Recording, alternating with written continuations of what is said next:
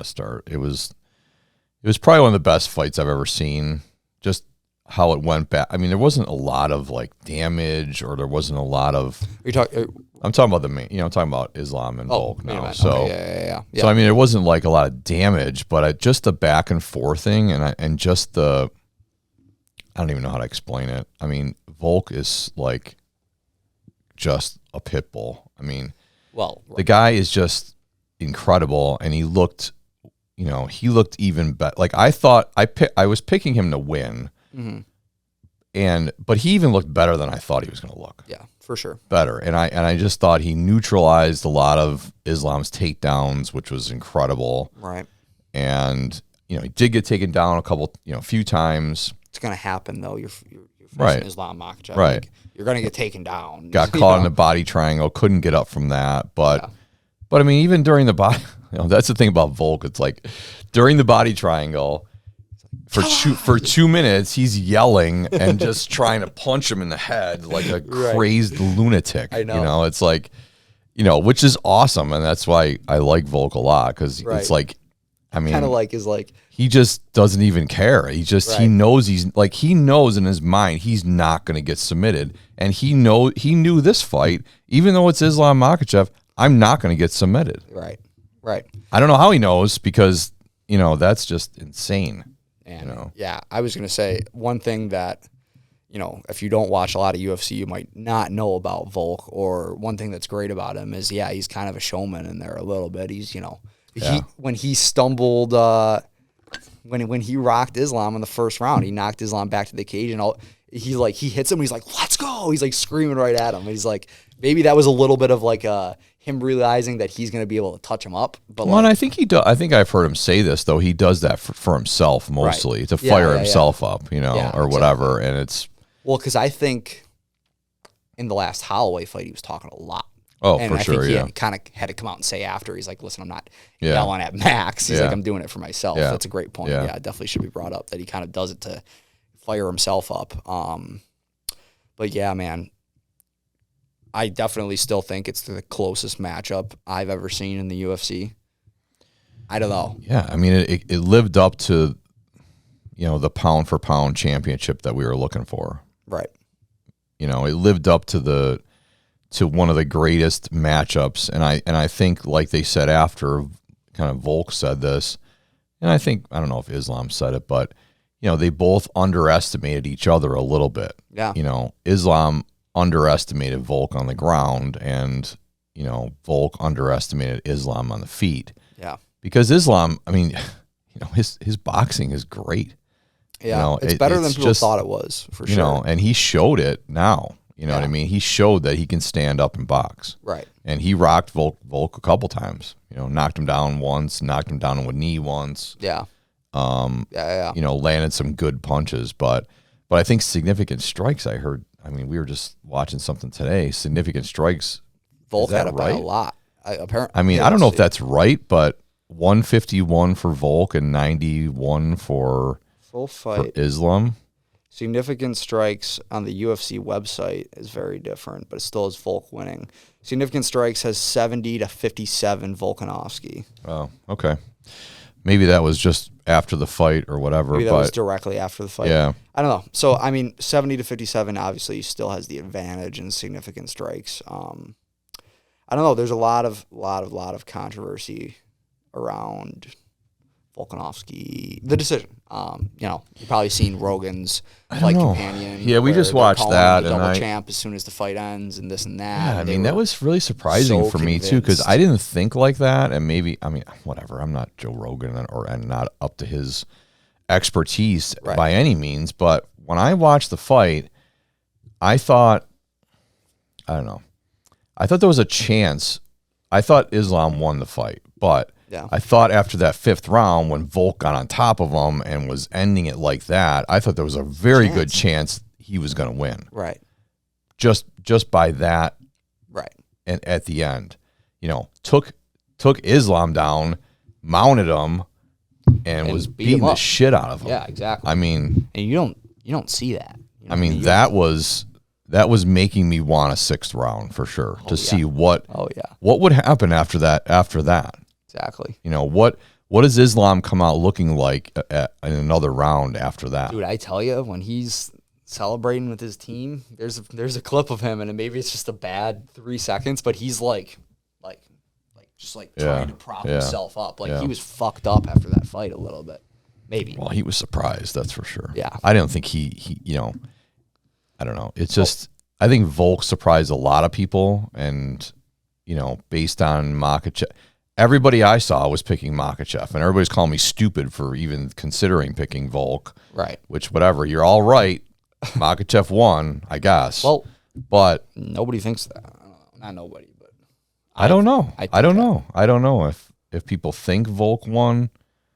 Well, I don't know. I really didn't get a gauge on Twitter to think like I saw a couple tweets today about Volk got robbed, whatever, but I don't know. I look at it back and I think like it was so even in the beginning, and I think Makhachev was getting a little bit better. He was getting he had the advantage on the feet a little bit, but I think I really got to go back and watch it because I think Volk was landing some sneaky shots that we just didn't see or whatever. Right. Well, it's easy.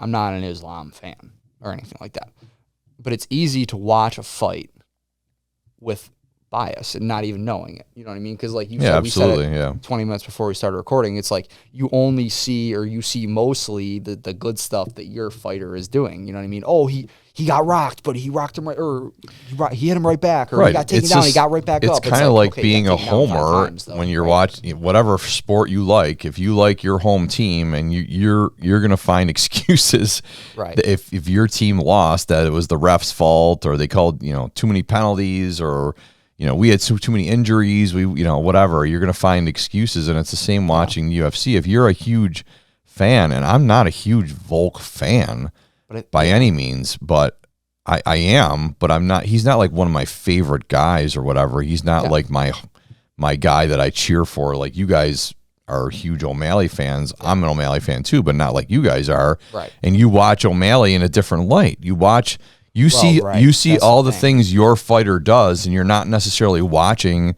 what the other fighter's doing and the damage that he's doing. Because, to be honest, whatever, we can talk about the Jan O'Malley fight. Right. I mean, we were all surprised O'Malley won, and I was watching it a little more with biased eyes than you guys were, and I thought Jan won for sure. Yeah. I think everybody did kind of, but I mean, even after the fight, do you think that? I mean, whatever. We have to get into that. Yeah. Maybe not after I watched it again, but it's the first reaction.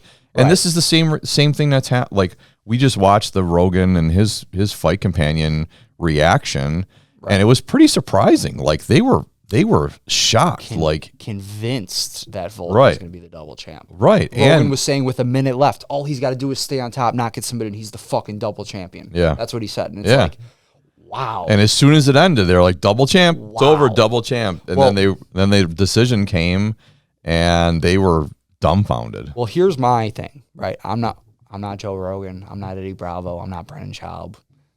But there's no, in my opinion, there's no way you can, right after the fight, say for sure, whoever won this fight won by a 1% margin. You know what I mean? Or a 5% margin. They won by a very slim this and that. I didn't come out of that fight thinking for sure this is going to happen. No way he doesn't win. And I don't know. It goes back to kind of saying I think everybody wanted Volk to win. Everybody wants to see another double champion. Everybody likes Volk more than Islam.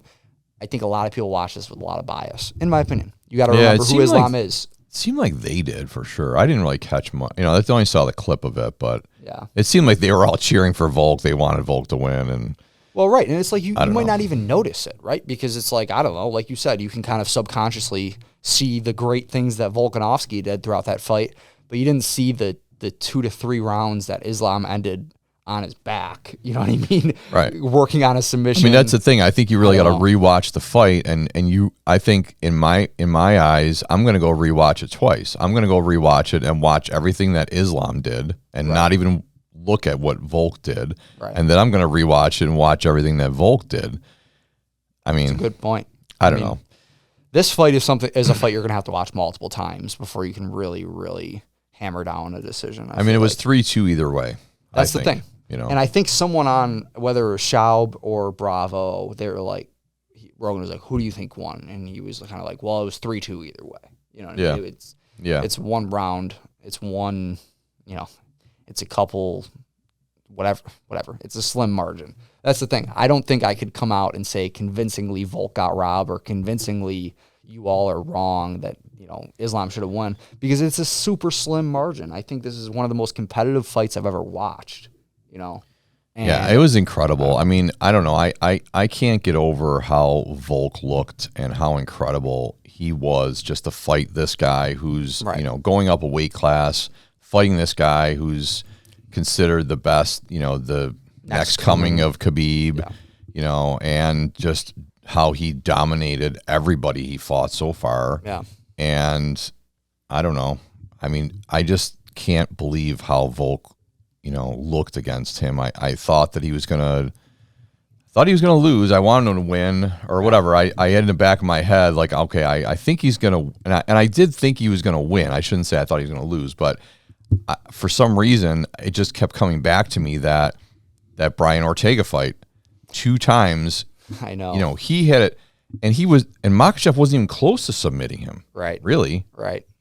He had a body triangle for 2.5 minutes on him, but couldn't get his arm under his chin. Yeah. Not even close. No. He had a couple times over his face, whatever, but yeah, it wasn't like it was getting close to making him nervous. Right. I mean, he'd get an arm under and Volk would just rip it off. Yeah. And it just seemed like that was the other thing that Volk said, like, he wasn't as strong as I thought he was going to be. That's surprising. And that kind of showed, really. It showed that Volk was stronger than Makhachev, for sure. Yeah. Well, and that's the thing that I thought was going to surprise Volkanovski, was how strong Makhachev was, because that's what everybody said about Khabib. Everyone said, oh, Khabib's this or that, but I didn't realize until he grabbed me that how strong he was. I thought Makhachev was kind of the same way, where it's like, Well, I think he is the same way, just not against Volk. Yeah. Against Oliveira, he was. Oh, yeah. Got a whole Oliveira and tapped in 10 seconds. I know. I mean, there wasn't much fight from Oliveira. I know. It was just crazy because it's like, I don't know. We got to see it again. That's what I wanted to get to, is we probably have to see this fight again. Yeah.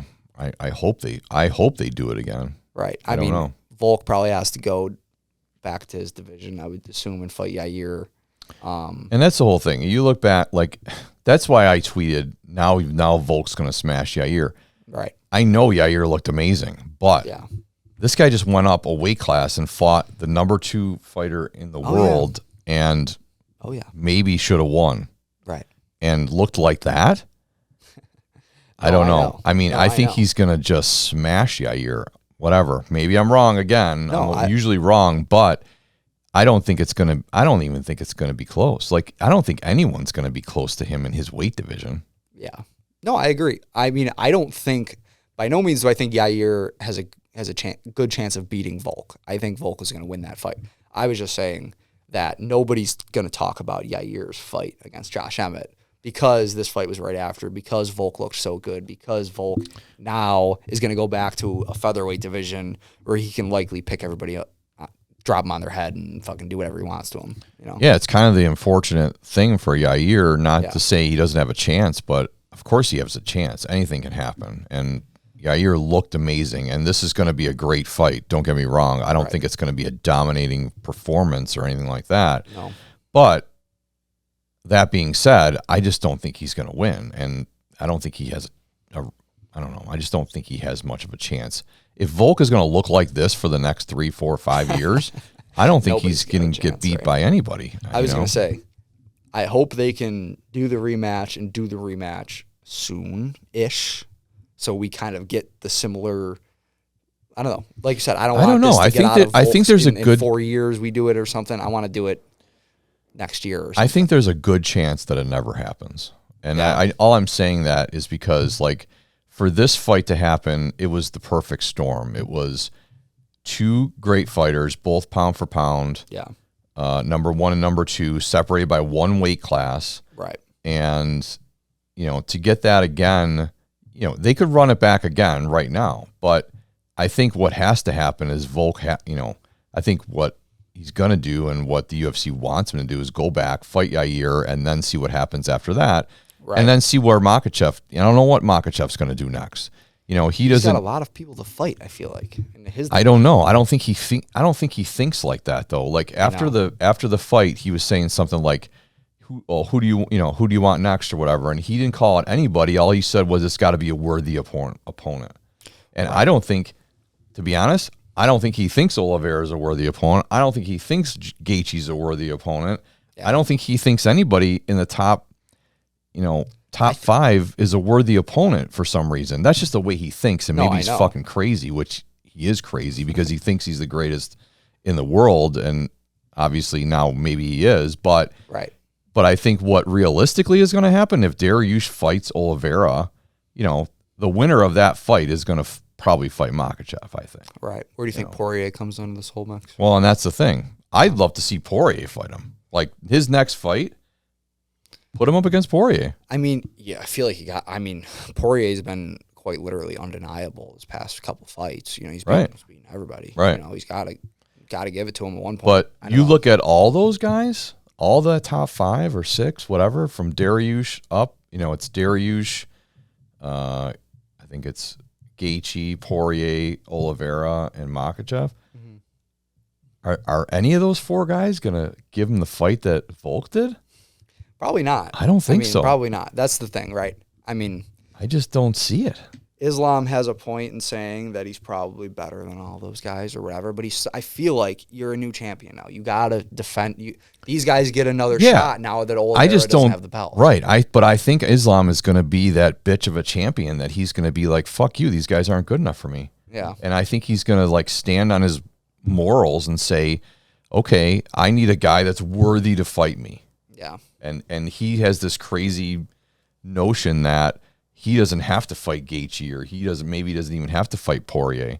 I don't know. Yeah.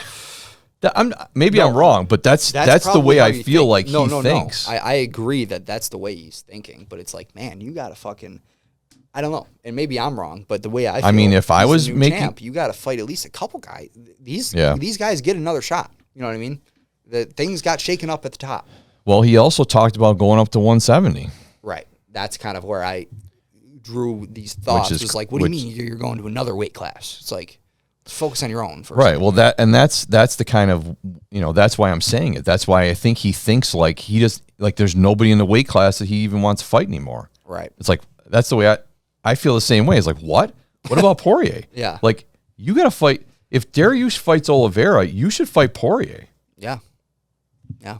Because realistically, then if Dariush ends up beating Oliveira, then you fight. If you beat Poirier, then you fight Dariush. Yeah. Or you give Oliveira the rematch because, frankly, he deserves a rematch. Right. Right. Before Makhachev beat Oliveira wiped out everybody, pretty much. Yeah. Except for Dariush. Yeah. Who they constantly overlook. Right. So. Right. Man, I just hope he stays at 155 for a bit and kind of defends it there. Right, I don't know. I just feel like he's got to, every time we've seen someone move to a different weight division, aka Volkanovski, he's owned this division for a long time. He fought Max Holloway 3 times. Yeah. Holloway couldn't get it done. Well, it's very rare that you see a guy, he fought Max Holloway 3 times. Right, and it's very rare you see a guy go up. It's very rare we see these fights where the guy goes up and tries to be double champ, like Izzy did. Right. And that was the last one, and that was the first one we've seen since Conor did it, I guess. I don't even know. Or maybe. So we looked it up. It was Conor, all the double DC champs. Maybe. DC, yeah. Conor, Amanda Nunes, and there was one other I'm forgetting, but there's been 4 double champs. So I don't know. I mean, we love to see these super fights, and to be honest, okay, if they were going to say Makhachev's going to move up to 170 and he fights Chimaev, let's go. Well, right, yeah, run it. Exactly. Okay, I want to see that fight, and everybody wants to see that fight, and literally that fight could be the biggest fight they ever have. Yeah. Everybody loves super fights. For sure. But I don't know. Yeah, right. I just can't lose that, like the way I'm thinking about it now, as I kind of said it, it's like Volkanovski fought the motherfucker in his division 3 times before he left his division. You know what I mean? Well, and he beat everybody else too. That's what I'm saying. But including Max Holloway 3 times, Makhachev, I lost my train of thought. He owes it to his division to fight a few people in his division. Guess. I just don't think he thinks like that. No, I think know, but that's part of the UFC's problem too. Is like I think they put too much weight in what the fighters want to do. They should just tell them, this is what you got to do. You're fighting this. You have a certain number of fights under your contract, and whether you're the champ or not, it's like, okay, Islam, now you're fighting Poirier because you haven't fought him. Right. Who's, Oliveira's 2, Poirier's 3. Yeah. Or Oliveira's 1, Poirier 2. Mm-hmm. You got to fight the best guys. You got to knock them out. You got to clean out your division just like everybody else. Yeah. Yeah. That's what I'm saying. I feel like anybody who has gone up, Izzy, for example, who tried to go for the double belt, there was no other options for him. That's why. You know what I mean? I feel like there's just a couple really good fights that we can make at 155 for Makhachev. But like you said, there definitely is. And I think Poirier is probably the best fight they can make for him right now because Poirier's looked so good in his last number of fights that, he's huge. I feel like he's way bigger than Islam is, and you could give him a shot. I don't know. Yeah. I don't know. Yeah, I don't know either. But they're also talking, Conor beats Chandler. Guess what's going to happen? I mean, what do you think about that? I love it. No. Yeah, I guess I love it too, but I don't know. I mean, does Conor really deserve a chance if he beats Chandler? Chandler's a good fighter, but he'd get it. Right. He'll get it because it's Conor. Yeah. But I don't know. That's the real storyline that's coming down the pipeline is that if Conor beats Chandler, he's going to fight Islam. Right. I mean, it's another super fight. I mean, if Islam wants to make a lot of money, that's the route. Go to 170, fight Chimaev, recover, and then go back to 155 after. I think Islam will do it because I think he wants to. Because I think all the bad blood between Conor and Khabib, I think Islam just wants to fucking kill him. Yeah. I think he's gonna want to destroy him. Yeah. Yeah.